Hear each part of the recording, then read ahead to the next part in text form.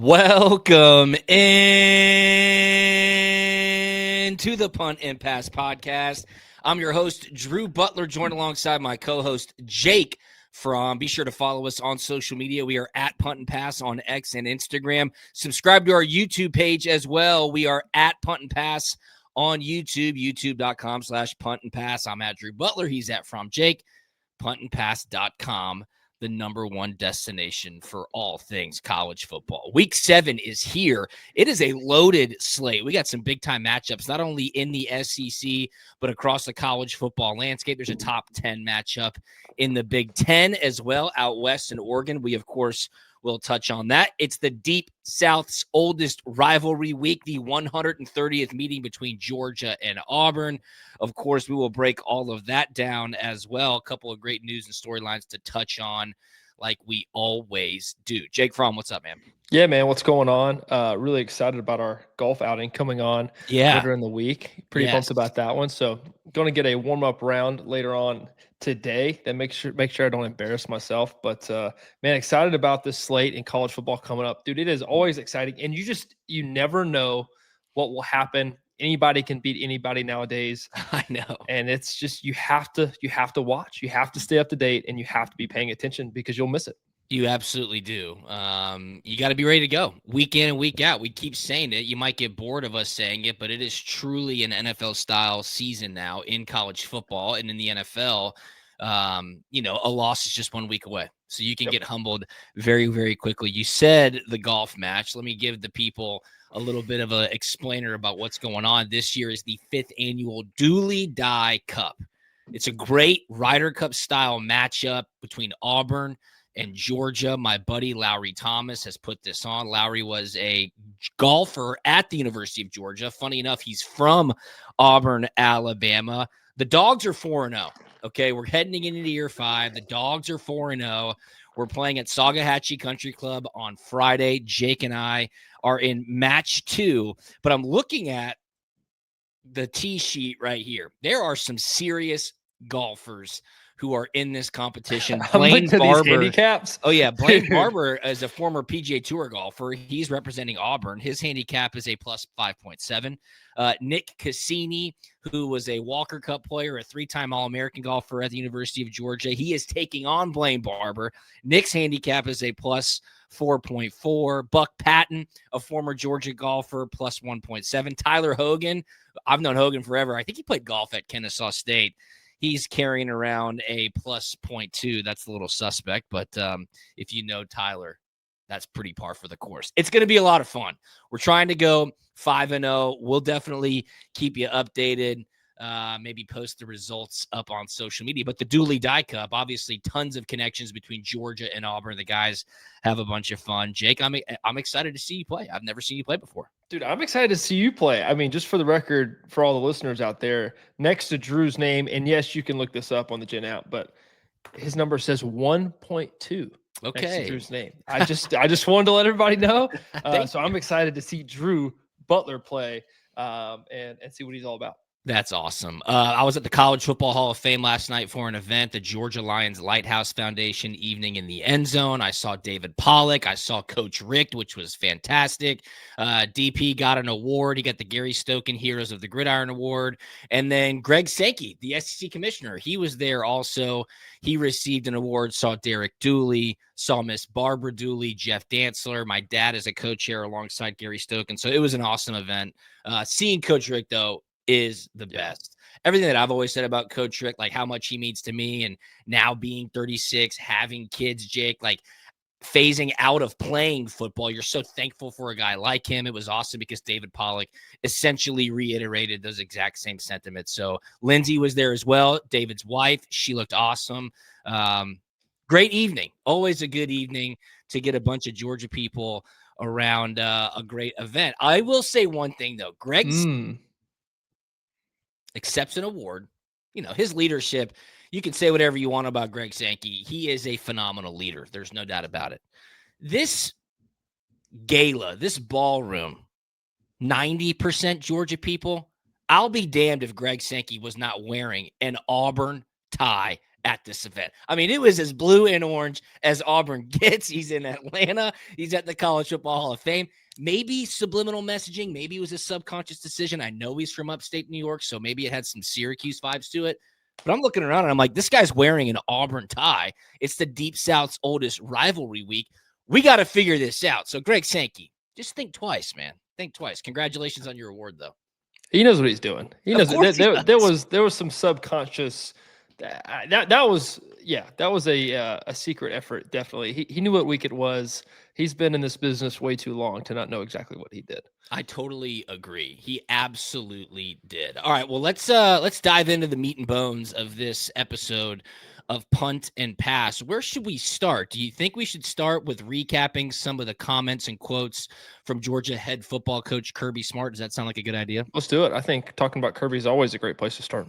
Yeah, no doubt. Big game coming up this weekend on the Plains, Georgia versus Auburn. But before we get to that, we have to remind you that this episode of Punt and Pass is presented to you by our awesome partners over at PrizePicks. That's right.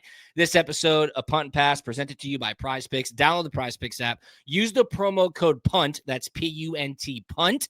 And when you play your first $5 entry, you get $50 instantly, win or lose. $50 instantly, win or lose. All you have to do is predict if a player's stat projections will be more or less. It's easy. You watch sports, you play PrizePicks, you win cash. How good is that? They also have their free-to-play contest every single weekend, college football and the NFL, where you can win jackpots up to $500,000. Those are free to play.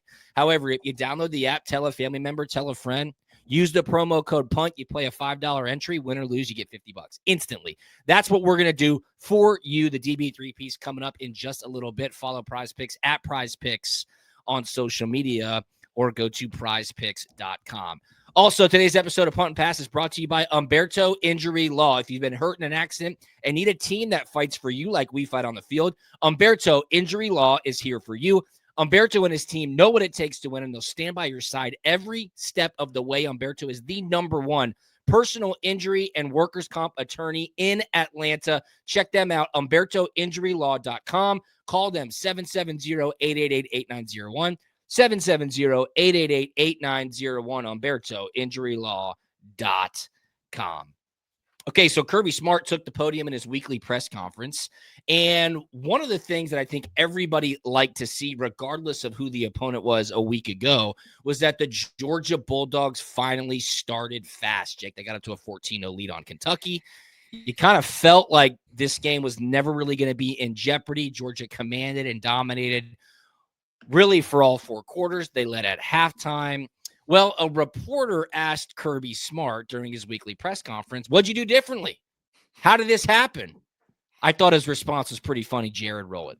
Kirby, I know you said you were happy with the fast start, but that's the game plan every game. What was different? And because of the parity, is there less room, I guess, for patience with offensive play calling now? Or did you guys change anything up against Kentucky to get off to that start? No. I mean, I don't really know what you're asking. Do we want to start fast? Yes. What made us start fast? I can't give. We didn't take a pill. We didn't inject anything. We didn't put different pregame meal. We go out to execute every game. Sometimes the opponent makes that really hard. Sometimes we make it hard because we bust. But that's the objective every game. How do we start fast? What do we do to start fast? And how can we execute better than the other team? Because at the end of the day, that's what it's about. Jake, I'm going to tee you up to take this over because you can speak on this as a quarterback way more than I can as a punter. Kirby Smart said it best. Hey, we don't go out there to start slow. And there's many factors that go into how the game begins, meaning we could execute. We could not execute. They could execute better for us. I feel like this is exactly, Jake, what you've been saying for the last 4 or 5 weeks. Yeah, there's no recipe, that you throw into a cup and you work out your little protein shake. Everybody takes it. It's not like somebody on the offense wasn't taking that protein milkshake, to start fast. Everybody wants to start fast. It is a point of emphasis generally in every single game that I've ever suited up for. Hey, So let's start fast. Let's get up. Let's go score a touchdown. Let's start slow. Yeah, nobody ever says, hey, let's go start slow. So that's exactly right. It's a point of emphasis every single game. And it's a mix of a pretty good, pretty decent plan and a good mix of execution. I mean, you have to go out, execute. Guys have to make their plays. And sometimes you do, sometimes you don't. Everybody is human. People make mistakes. And a lot of times there's mistakes that happen within the play, and it doesn't hurt you for whatever reason in that particular play. But man, when you put 22 guys on a field, there's a lot of outcomes that could happen. There's a lot of different scenarios, a lot of variables, and sometimes it happens, sometimes it doesn't. But having good complementary football helps. It is both offense, it is both defense, and it is special teams involved as well, man. If you can have a good kickoff return and get to midfield somewhere and knock off a couple first downs, that is an excellent way to start fast. Excellent way to start fast. So it is all three phases involved, and all three phases have to be clicking in order to start fast. So you're totally right. There's a lot going on there, and it's just there's just no one particular thing, and there's a lot of things that go into it. You said it best. You prepare every single week to be able to start fast. Sometimes the defense has your numbers. Sometimes you use the defense have the offense's numbers. Sometimes you just miss a throw or you drop a pass on a 3rd and 4 that would have been easily convertible. Now you're punting. I like what you said about special teams. Get a good kick return, move the chains a couple of times. Even if you don't score, you've completely flipped the field. Now they're backed up to start their day off. So much goes into it. And as Kirby Smart says, hey, we're doing everything we can to make sure that we do start fast. It certainly worked a week ago, and I thought Georgia showed kind of the blueprint as to how they can do that in Auburn this weekend, which they're going to absolutely have to do. We'll dive into that game just in a bit. Okay, so then Kirby Smart was asked another question, and it was in regards to a statement that ESPN analyst Jesse Palmer made during the broadcast last week. Palmer was on the game in Athens calling Georgia against Kentucky, and it's just so funny to me, Jake, because it seems like Kirby woke up on Monday maybe out for blood, or just on the wrong side of the bed. It's game week, game week. It's Auburn. It's a rivalry week. Jared, play it. You'll understand what I'm saying. Kirby, Jesse Palmer on the air Saturday said Georgia's defense needs more creativity on 3rd downs. Seems to have guys lined up on most 3rd downs in the same spots. Is that a fair assessment? I don't know. You'd have to ask Jesse. I'm happy for Jesse. I'm glad he makes a living getting to make those decisions. I focus on what gives us a chance to be successful, play well, execute well, who's in the game, what strategy do they have on offense? Are they going fast? Are they going slow? I don't concern myself with it much. Dude, that's gold, man. That is just taking subtweeting to a next level. That's just patience wearing a little bit thin and giving you exactly kind of what he's thinking and where he's coming from. Hey, everybody's got an opinion, and it just for him, it doesn't matter. Who cares? The only thing that matters is what's going on inside that building. No question. Here's what I would think, in regards to like a statement like that. Of course, Jesse Palmer is just doing his job, right? Hey, Georgia's defense needs more creativity. He's calling the game. They did not need to be creative against Kentucky. You go as vanilla as you can. They're not scoring any points. Why would you stress your team out or show something that maybe you don't want to show for the upcoming football games? But I'll say this about guys like Kirby, guys like Saban, throw really any head coach in there. I would assume the guys who have reached the mountaintop, Dabo, maybe he's on a different side of this, but generally speaking, Jake, those coaches are so smart and they're so aware of just about everything that's said about their program. So they know what's being said, but frankly, they don't care. Like, it's just water off their back. Like, they do not care. It's the life that they live. They're very well compensated. All they care about is wins and losses. Of course, they want their student athletes to perform well and grow up to be great men. But as far as the ricochet shots call it, this isn't even one from Jesse Palmer. I just don't think Kirby Smart, Nick Saban, Dabo Swinney, again, Dabo might be different, but any real coach who's reached the mountaintop cares what anybody says about them because it just happens so often. Yes. And if you care, you either will do you think you will stress yourself out or you won't care? Do you think Mike Bobo cares? Coach Bobo, all he's ever heard as the offensive coordinator at Georgia is, why doesn't Bobo do X, Y, or Z? He does not care. Oh, no, but I promise you he doesn't care. I promise Bobo doesn't care. There's been a lot said about Bobo, and I promise he doesn't care. And no one bleeds more red and black than Bobo does, which is absolutely dedicated crazy. his whole life to it. Exactly. Oh my gosh. I mean, played, coached. I mean, just loves it. Now his son's Georgia. There, of course. Oh yeah, and no one gets more flack than he does. Every day. It's just it's awful to a certain extent, but you can't. In that position, you can't care. If you do, you'll just psych and stress yourself out. Absolutely. There's just you can't please everybody. And at some point, you got to stop caring. The only thing that really matters is what's going on in that building. The team, the locker room, man in the arena. It's so true. And having been there, you understand that. And I feel like, and Jake, you've probably gotten this question as well. Actually, I know you've gotten this question, but what's it like, man? What's it like when everybody's just raining down booze on you? It's just man, we're out there working. We do not care. And we're just trying to put wins up in the win column. So I just thought that was interesting. All right, let's get to one more Kirby cut. He kind of previews the Auburn game, the upcoming atmosphere. I said, could this be the nightmare at Jordan-Hare? We'll find out. Jared, roll it. All right, on to Auburn for us. What an atmosphere, an opportunity to play a night game at their place. They've got incredible atmosphere, which is starting to be the common theme around our conference. But this place is really hard to play. They do an unbelievable job with the whatever you call the game interaction, the crowd, the fans, their students.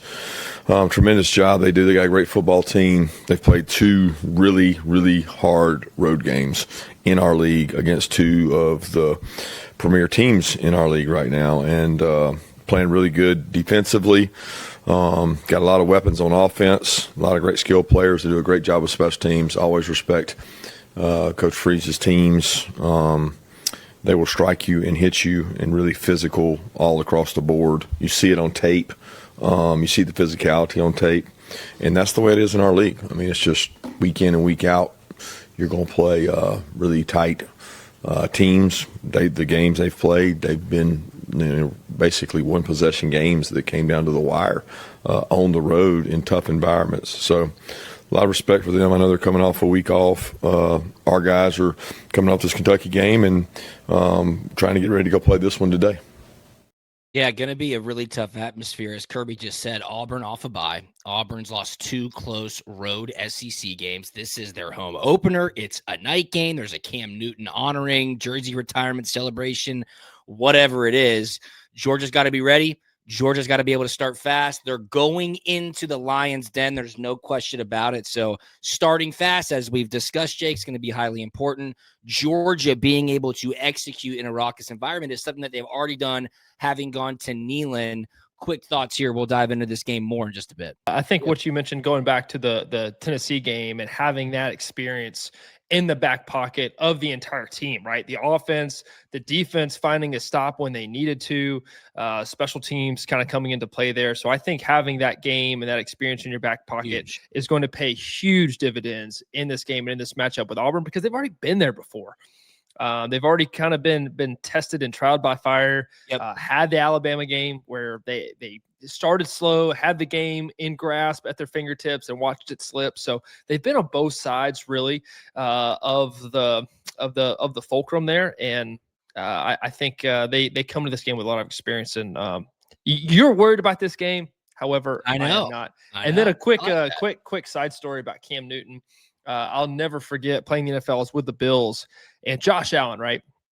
Josh Allen's a big dude. This is when Cam Newton happened to be playing for the Patriots. Yeah. And I'll never forget coming to the locker room. I'm watching Josh Allen and Cam Newton kind of sit there side by side, throwing, kind of talking to each other.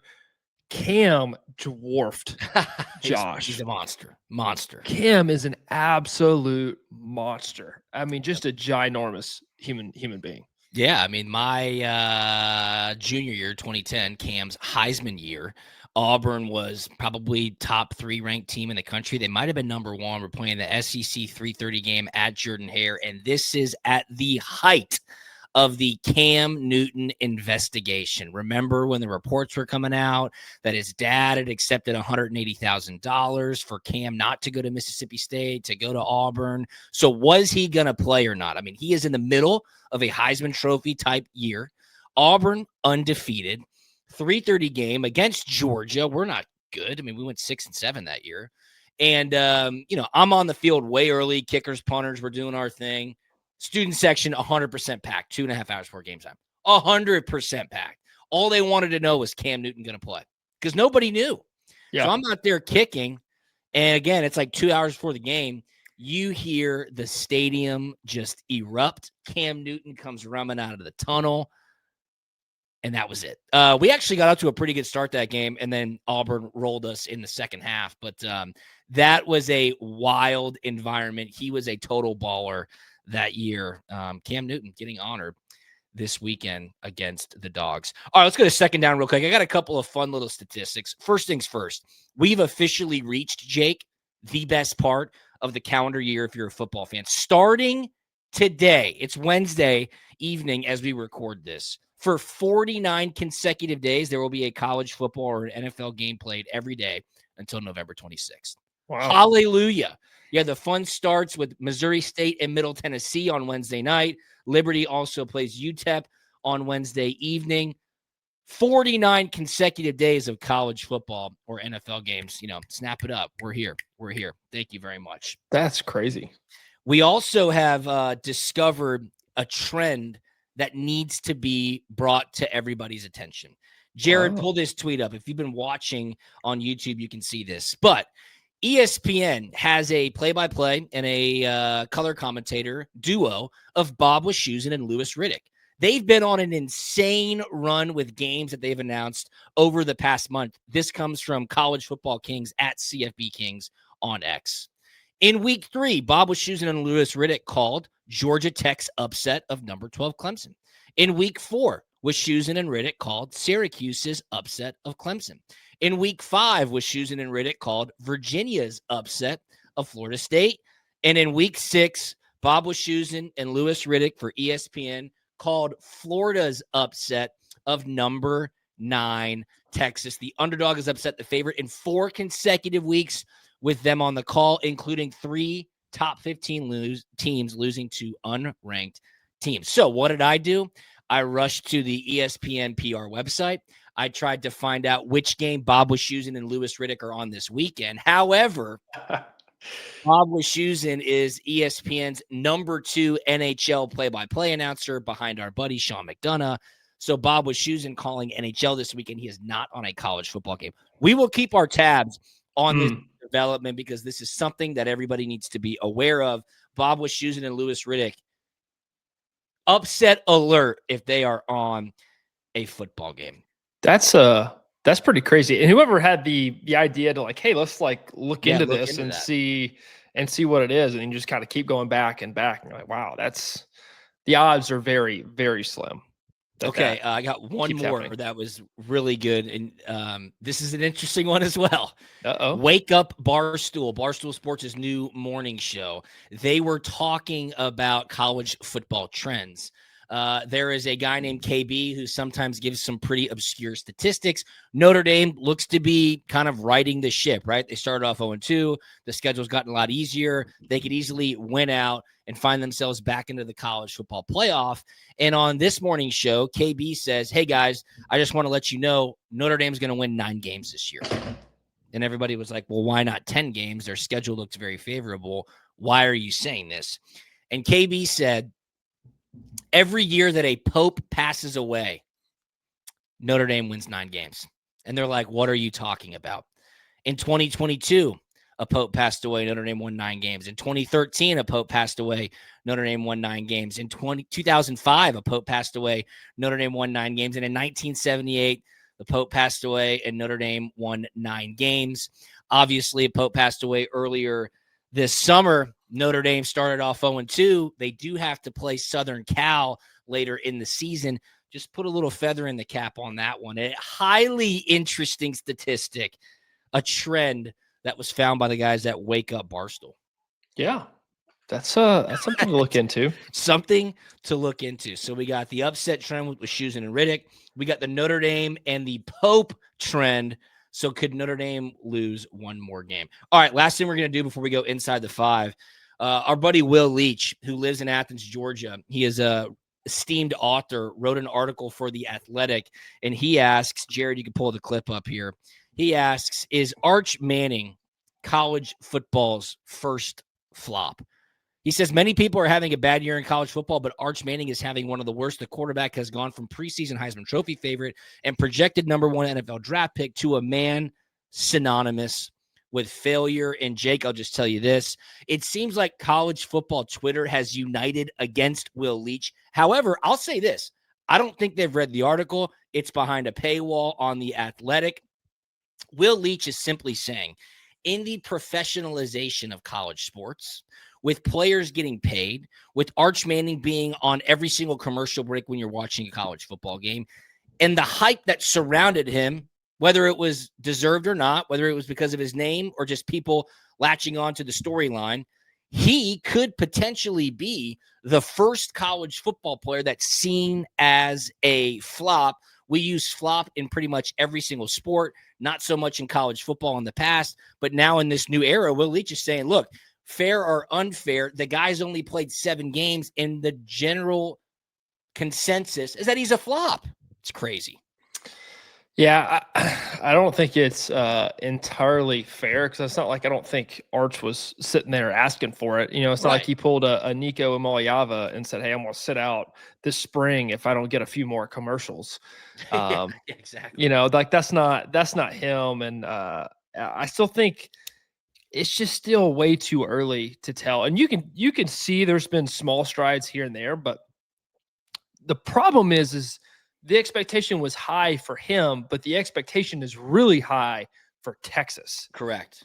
And that's kind of where this pressure is coming from, because there is a lot of pressure on Texas and Coach Sarkisian to perform, right? Because there's a lot of money being invested. Yes. There's high recruiting classes that are happening. They've had really good players, and they can't seem to get over that hump. So there's a lot of pressure that Arch just happened to walk, into and be a part of. I still think the jury's out. There is a ton of time left in his development.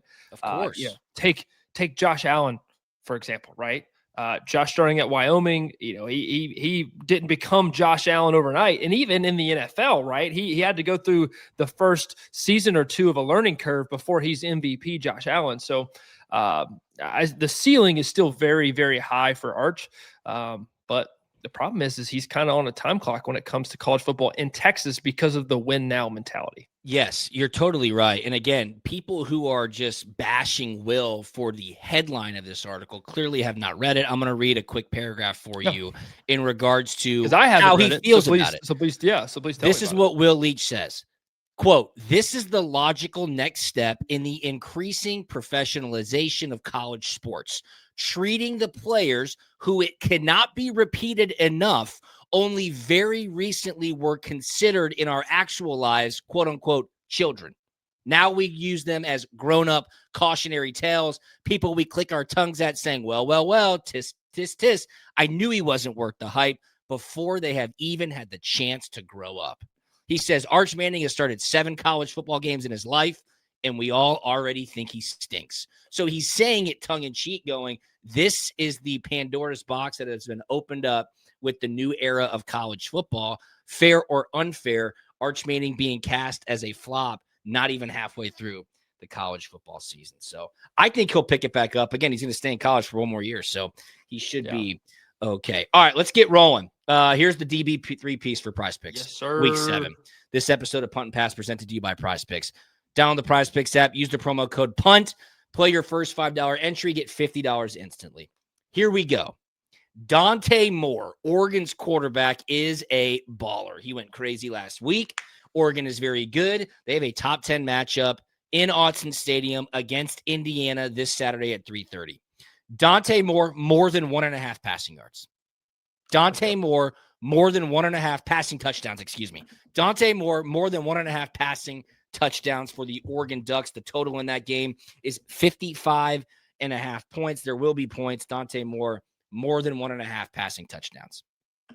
Ryan Williams, Alabama wide receiver. Alabama at Missouri, noon kickoff, top 15 game. This one's going to be good, and it's a higher total as well, 51.5 points.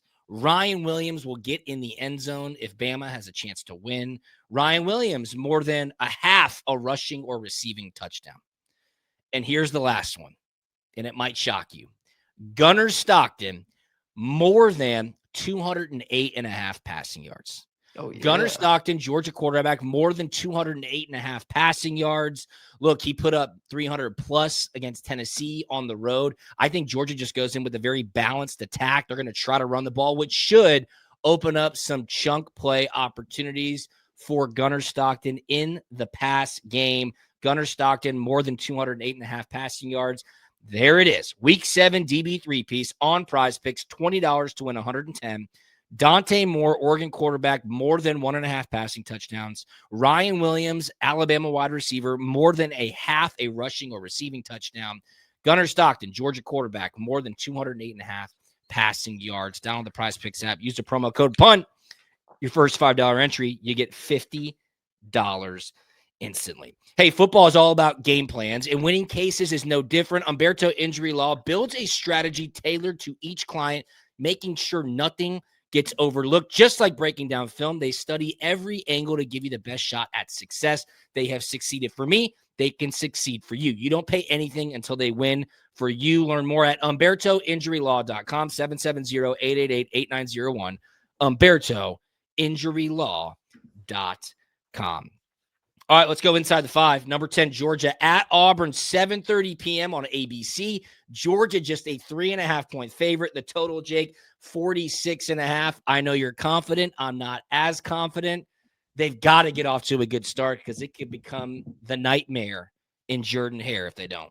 Yeah, I'm not into nightmares. I'm into happy dreams. Oh, okay. I like to live in the pink puffy cloud, as my in-laws like to say. There you go. I think there's some momentum that's going on with the Dogs in Buttsmere, and I think Gunner's playing with some confidence right now. I think even with the O-line troubles and injuries, somehow, some way, there's a buy-in running the football. And I think when you can run the football, it gives you a lot of opportunities to win football games. The defense kind of needs a confidence game. Right now, Auburn on the offensive side of things is struggling. I like that matchup and where that's at. Like Kirby said, Auburn's played 2 very tough road games. Very tough. And they're kind of due a home game. And everything's kind of setting up. Coach Freeze, he needs a big-time SEC win. I just don't think it happens versus the Dogs this weekend. I do think Auburn, because we talked about it on our previous show of Auburn's schedule after this game, where they can kind of go on a little run and a little tear. Yeah. But after this game. Okay. Not including this game. I think this is Dogs all the way, and I think there's just a lot of confidence right now that Georgia's playing with. Okay, I like that. Georgia certainly should be playing with confidence. They are battle-tested, as is Auburn, but Auburn hasn't won in the SEC. Georgia has won 2 games on the SEC. They went into a very tough environment at Neyland Stadium, took the Vols to overtime, won that game.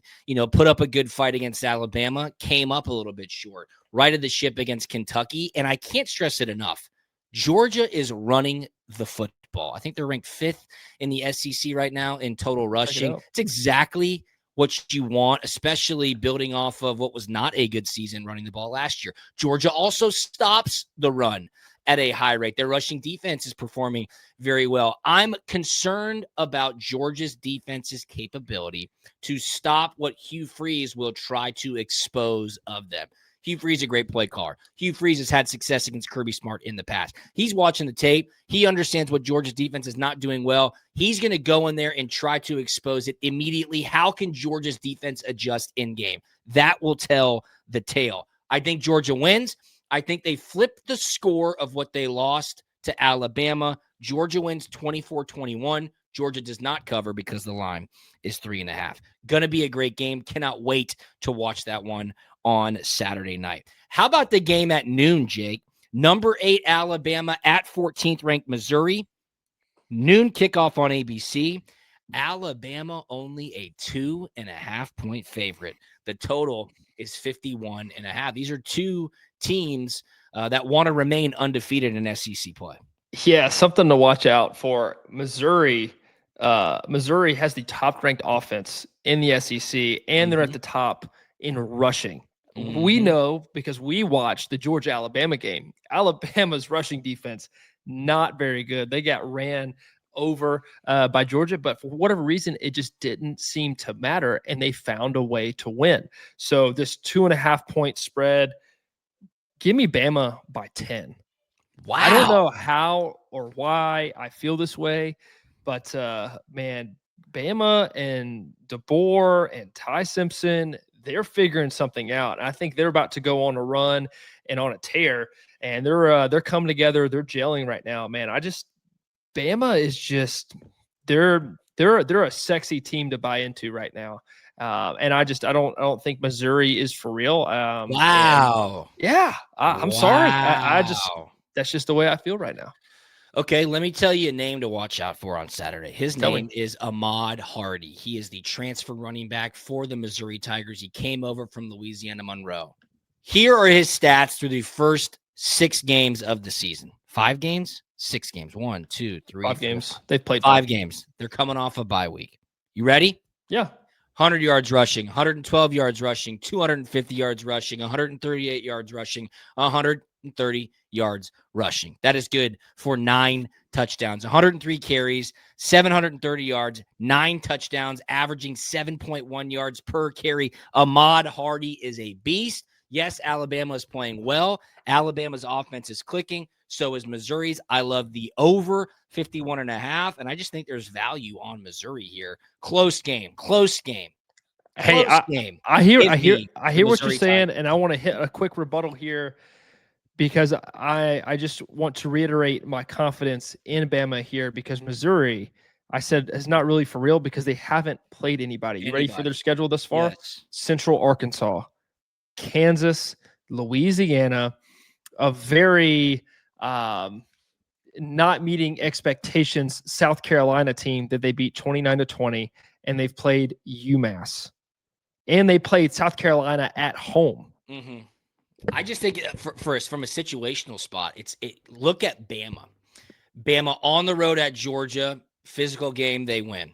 They turn around at home, host Vanderbilt, revenge game, college game, good football team. They win.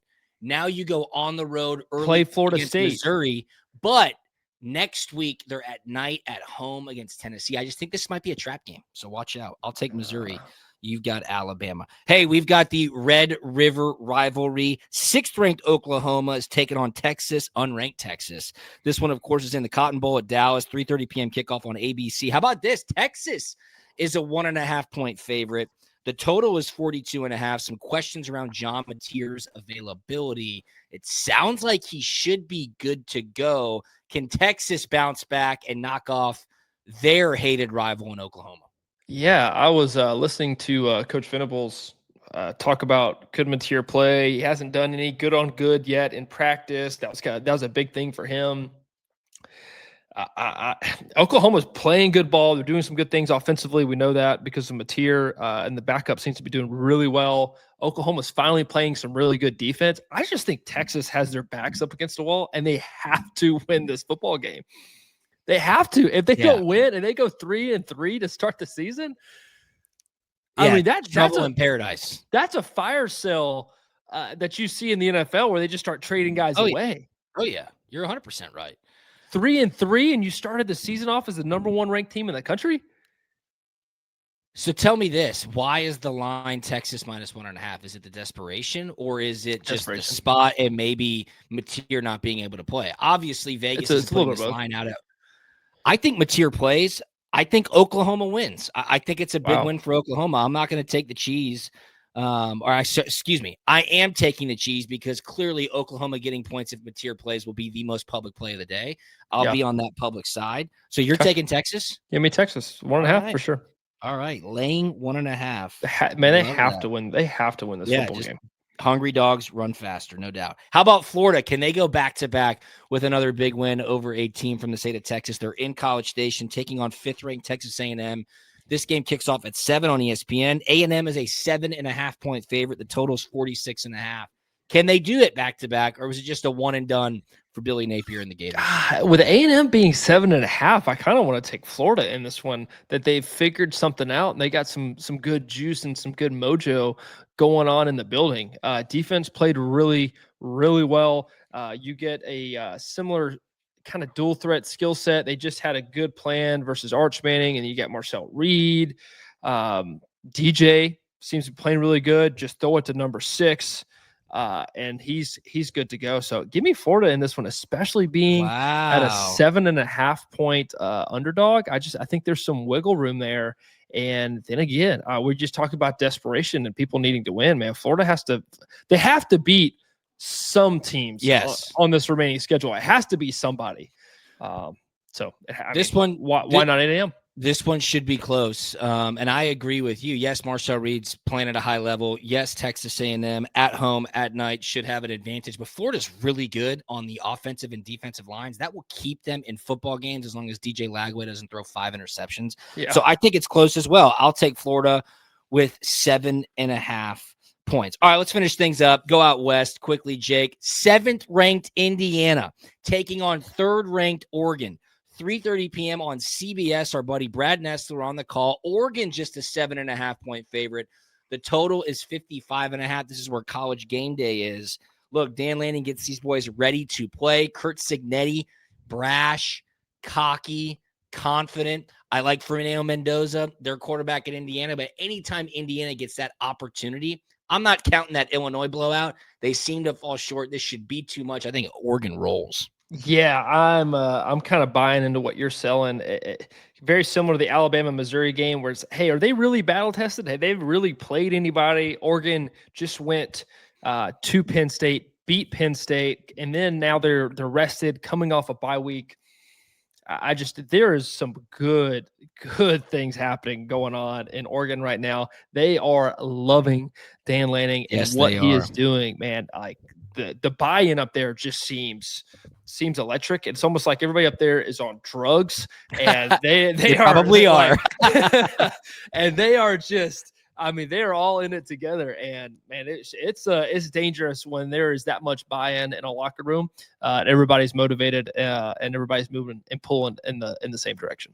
All right, Jake Fromm and I both on the same side there. Oregon laying 7.5 against Indiana, a top 10 matchup in the Big Ten. There's a lot of really good matchups as well. Yeah. Some that we didn't even touch on. Tennessee's playing Arkansas. LSU's playing South Carolina. Ohio State, I believe, is playing Illinois. That's a top 20 matchup. So bunch of great football.